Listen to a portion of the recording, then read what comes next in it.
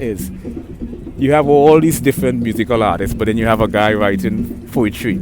You have another guy juggling. You have another person painting. You have another person on their typewriter.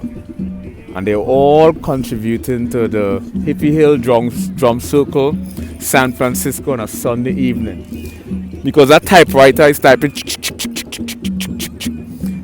That typewriter is inadvertently a percussion. It's a percussion, the percussional aspect of it. This is why a drum circle always have such a unique flavor. It has drum circles have a foreign sound. It cannot be replicated. It simply cannot be replicated. It has a very unique organic sound. Symphony with nature. San Francisco is one of the most fascinating states. San Francisco is a mixture between New York and Los Angeles.